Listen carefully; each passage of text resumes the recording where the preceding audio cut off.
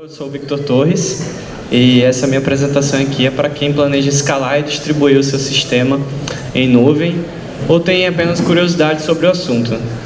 Mas antes de prosseguir, deixa eu me apresentar. Meu nome é Victor, eu sou desenvolvedor de software para web. Atualmente eu trabalho com web scraping na Scraping Hub. E antes disso eu trabalhei 3 anos na Evolux Sistemas com telefonia usando Python e FreeSwitch. Valeu. Eu tenho um pouco de experiência com Python. Isso aqui não é meu, foi lá na Pro Silvestres, uma clínica de Silvestres lá em Copacabana. Sobre o Evolux, né? O Evolux ele é uma solução web de atendimento por voz para operações críticas e de alto valor agregado. Em outras palavras, é um software para call center, para contact center. E ele foi feito originalmente sob o modelo on-premise. O que é isso?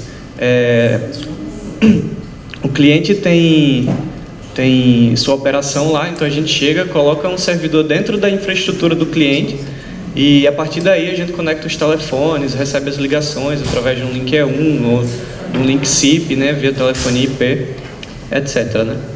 E nesse caso, cada cliente vai ter uma máquina com o Evolux rodando lá dentro. E o que eu quero chamar a atenção aí é o termo call center como serviço. Né? Por quê? Porque software as a service. Na era moderna, e isso não é mais novidade, o software ele é comumente distribuído como um serviço. E a nuvem é o principal meio de distribuição desse serviço. E grandes players como Microsoft, Google, IBM, Amazon, eles hoje trabalham com essa arquitetura de software como serviço. E à medida que esses grandes players avançam na nuvem, fica muito difícil que as outras empresas não vão também, né? Elas são pressionadas aí. Por quê? Porque estar na nuvem oferece uma vantagem competitiva muito grande para você ignorar. Né? Muito difícil de superar com o modelo on-premise, de instalar um sistema só para cada cliente que eu tenho. E a palavra multi-tenancy entra onde aí? Essa forma de distribuir software em nuvem, né, para vários clientes ao mesmo tempo, ela comumente também é feita na forma multi-tenancy. E o que é isso? Ao invés de ter apenas um cliente rodando naquela instância de aplicação, eu vou ter vários clientes. Então, se você usa, por exemplo, a Atlassian para usar o Jira na gestão de projetos da empresa de vocês, a gente tem o evolux.atlassian.net, né? E tem também o scrapinghub.atlassian.net. São duas organizações completamente separadas que estão usando ali a mesma infraestrutura de software para usufruir do serviço da Atlassian, né? E quais são os principais benefícios de uma arquitetura multi-tenancy? Primeiro, você tem uma manutenção mais barata, porque você agora só tem uma instância de software para manter. Quando eu falo instância, não confundir com apenas uma máquina rodando. Eu digo que eu tenho apenas uma infraestrutura para manter, ao invés de estar me preocupando com um cliente que está na Amazônia, com um cliente que está em São Paulo, várias máquinas separadas, geograficamente. E também é muito bom de distribuir e escalar esse serviço. Então, à medida que a minha empresa vai crescendo, que eu vou acrescentando clientes, eu vou escalando isso, ao invés de simplesmente comprar mais máquina, ou aumentar o processador, aumentar a RAM. Isso é muito complicado de fazer. Ou então, por exemplo, eu tenho um cliente menor que nem usa tanto processamento assim, mas eu tenho que manter uma máquina só para ele ali. Nesse caso, não. Eu vou colocando todo mundo lá dentro e, à medida que eu vou precisando crescer, eu cresço. E a alta disponibilidade. A alta disponibilidade que permite tolerância a falhas e a sobrevivência a catástrofes graves, né? Então, se eu tenho um servidor que caiu, eu vou ter outro servidor ali balanceado, distribuído, que vai segurar o tráfego enquanto tudo está sendo resolvido. Se eu só tenho um servidor no cliente, se aquele servidor trava ou cai, já era. Tem que corrigir e manter de novo. Mas essa arquitetura também apresenta algumas dificuldades, alguns desafios, na verdade. Ela é one size fits all, então ela tem um menor grau de customização para se adequar a essa economia de escala. Então, já dizia o Henry Ford, você pode ter um carro na cor que você quiser, desde que ele seja preto. Então, para a gente colocar vários clientes num lugar só, a gente tem que abrir mão de algumas customizações que a gente tinha antes para fazer um software que funcione bem para a maioria das pessoas. Também é o único ponto de falha, então se você tem um bug generalizado, você vai afetar todo mundo. Então por isso que é importante a gente distribuir as coisas.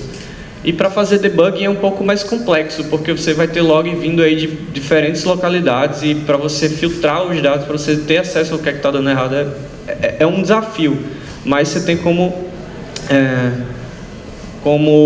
contornar, né? E aí uma frase interessante que está no quadrante mágico da Gartner para contact centers como serviço na América do Norte, é que a maior customização, que é um benefício da arquitetura on-premise, ela é muito boa. Ela é um ponto positivo muito bom. E isso é interessante porque toda palestra que vai falar sobre microserviços, ela vai dizer uma coisa que muitas pessoas ignoram, que você só vai partir para distribuir seu serviço quando você realmente entender do seu negócio. E a customização foi algo muito bom na história da Evolux, porque o produto, né, o Evolux como um produto, como software, começou ali mais ou menos em 2008, mas o primeiro sprint de multi-tenant, né, só foi acontecer em 2016, em outubro, no final do ano.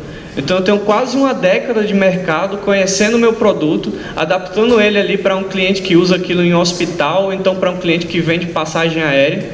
Então, conhecendo o mercado, sabendo o que é que dá certo e o que é que não dá, já sei os percalços, as pedras no caminho, aí que eu vou partir para distribuir minha solução, para implementar microserviços e etc. Então, beleza, a gente decidiu fazer o multi-tenant e escolheu, na verdade, distribuir isso em 3 fases, né? Tem o multi-tenancy em si, que é você colocar várias instâncias do cliente numa mesma instância de aplicação. Tem a fase de distribuir esses serviços para poder escalar horizontalmente. E a fase de alta disponibilidade, que é tornar o software mais resiliente e tolerante a falhas. Sobre a multi-tenancy em si, tem algumas estratégias para fazer, como replicação de instâncias. Então eu posso simplesmente jogar minha aplicação para um Docker e replicar ela, né? Que não é muito interessante, porque eu vou estar jogando fora bastante poder de processamento para estar rodando os mesmos serviços que poderiam estar sendo compartilhados entre vários clientes. Tem essa agregação por banco de dados, então eu posso ter um banco para cada cliente, que pode ser uma boa, pode não ser, porque novamente eu vou ter que manter cada um daqueles bancos. E eu posso fazer essa agregação por esquema, que o esquema ele é uma forma de isolar os dados, né, dentro de um mesmo banco, da forma que a mesma tabela pode ser usada por vários clientes e que cada cliente vai ter direito a acessar as informações que são dele. Tem algumas estratégias para fazer isso, né, diferentes, como por exemplo você criar uma coluna no teu banco dizendo o ID do cliente. E alguns frameworks até usam isso como padrão. A gente não acha isso legal porque para você manter isso em grande escala é muito complicado, o volume de dados é muito grande, está todo mundo misturado, pode ser que algum cliente vaze informação e veja, o outro veja, enfim. A gente escolheu fazer essa agregação por esquema. E vamos lá, vamos fazer. A gente, em menos de um mês, conseguiu fazer essa parte de multi-tenancy, usando o middleware do framework que a gente utilizava. A partir do domínio, a gente selecionava o esquema no banco e mostrava as informações que ele tinha permissão para ver, né? E beleza, terminamos, vamos para a praia, ficar perna para cima, beber água de coco, não tem mais nada para fazer. E a verdade é que a etapa de segregação de dados foi a parte mais simples da migração do sistema para o multi-tenancy. Porque os maiores desafios são implementando a arquitetura desse nível, é distribuir e escalar os seus serviços. Porque a parte de segregar os dados, já está tudo muito pronto, você sabe o que é que você tem que fazer. Pode até ser trabalhoso, dependendo da quantidade de páginas que você tem de entidades no banco. Mas o verdadeiro desafio está aqui, porque nenhum framework vai te dar isso aqui pronto, enquanto frameworks como Django já oferecem uma solução multi-tenancy já meio que prontinho para você. E algumas coisas facilitaram, né? Antes disso a gente tinha migrado do MySQL para o Postgres, e o Postgres tem um suporte melhor, algumas estratégias de lock e múltiplos esquemas. A gente fez isso um tempo atrás, então facilitou. A gente usa muito o SQL Alchemy, né? Usava muito isso. Então a dica que eu dou é usem muito o ORM, porque você tem ali uma abstração e na hora de você trocar de banco é muito rápido, é muito fácil. E você padroniza suas consultas, né? E atualize sempre o seu framework, né? Porque atualizar framework é uma atividade muito complicada, muito difícil. Então lembrem do astronauta lá, que é um pequeno passo para o homem, um grande passo para a humanidade, esteja sempre atualizando as pequenas versões, porque você pode não precisar de algum recurso que está lá, mas quando você precisar, você vai sair da versão, sei lá, versão 1 do Django para a versão 2. Você vai ter muito problema e isso pode ser um custo de oportunidade que o mercado não perdoa. Aí a fase de distribuição, né? Beleza, eu já tenho um multi-tenant, vários clientes na mesma instância, vamos distribuir isso aqui para poder escalar. Replicação de banco é uma coisa muito simples que dá para fazer inclusive com a sua aplicação on-premise. Você pode pegar uma máquina Mirror lá que está só para backup e coloca uma réplica do banco lá para gerar relatório, por exemplo. E aí você provê dados do relatório melhor para o teu cliente sem degradar o nível de serviço da aplicação. A gente distribuiu sessões também usando Redis. Antes a gente colocava sessões em disco. E se você tem muitos arquivos de sessão em disco e sua máquina dá um problema, ela é reiniciada, você pode passar horas esperando o sistema deletar os arquivos temporários para poder subir o Linux. Então, assim, foi uma coisa que a gente fez que ajudou também a distribuir isso. A gente parou de usar o Redis para fazer transporte de mensagem e usou algo que foi realmente feito para isso, que é o RabbitMQ. E além do Redis não ser recomendado para essa atividade em produção, o RabbitMQ ele tem algumas funcionalidades legais, como DLX, o Dead Letter Exchange, e confirmação de entrega. Aproveitando de falar em distribuição, é importante se preocupar com certificados, né, SSL, TLS e firewalls, porque já que você está distribuindo sua arquitetura, às vezes você está colocando isso numa máquina pública. E aí os dados estão lá trafegando, não pode trafegar em texto puro, né? O teu cliente pode ter informação vazada, então é importante se preocupar com isso quando estiver distribuindo sistemas em nuvem. A parte de alta disponibilidade, né? Já temos múltiplos clientes na mesma instância, já está tudo distribuído, agora a gente precisa tornar o sistema resiliente. Primeira lição, falhe rápido e se recupere mais rápido ainda. Não vai fazer que nem o Neymar que cai, rola e fica lá demorando, e o jogo correndo e tudo parado. Se o sistema vai falhar, apesar de você ter testes, de você fazer tudo possível para que ele não falhe, ele vai falhar. E quando isso acontecer, a gente tem que estar preparado para retomar a operação de forma mais rápida e transparente possível para o usuário. Uma coisa legal que dá para fazer com isso é usar servidor de proxy, né? Eles são a linha de frente da sua aplicação. Então você vai colocar lá as suas requisições para serem recebidas por um proxy e pode fazer balanceamento de carga para mandar isso para o servidor que está API, para o servidor que está mais próximo. Se o servidor caiu, você redireciona aquilo ali para outra localidade. E algumas dicas e aplicações para isso são o Nginx e o HAProxy. São muito bons.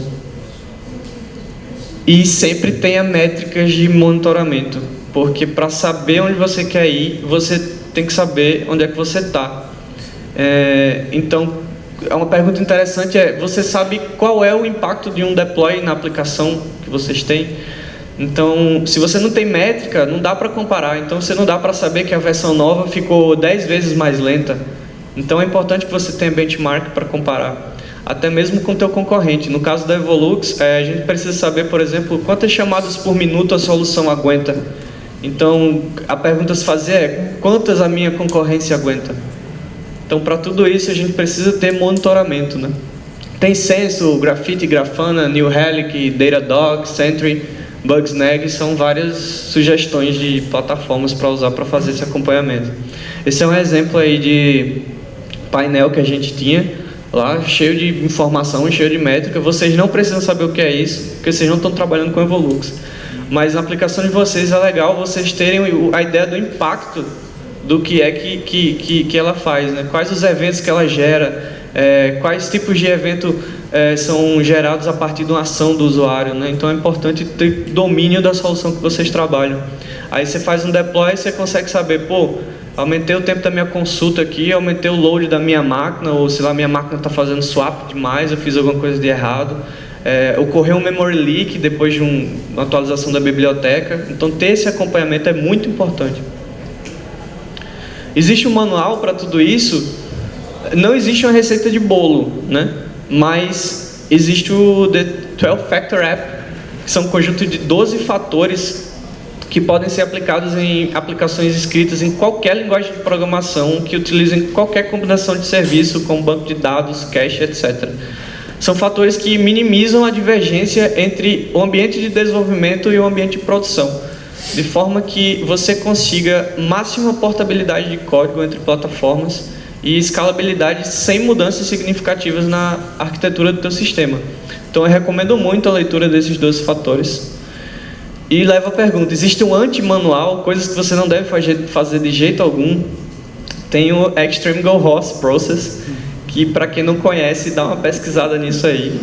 É um conjunto de práticas horríveis que eu não recomendo para ninguém. E o mais curioso é que se você for ler as bizarrices que tem aí, a chance de você estar fazendo pelo menos 2 ou 3 delas é muito grande. Então a notícia boa é que todas as coisas, as práticas que estão listadas aí, elas têm solução. Então, como eu disse, na métrica a gente tem que saber o que é que está fazendo de errado para poder melhorar.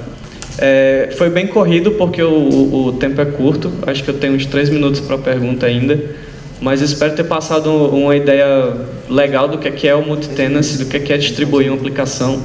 E o mais importante, né, isso aqui serviu só para mais dar um startup assim na discussão, e quem quiser conversar mais um pouco eu estou disponível aí nos corredores. Obrigado.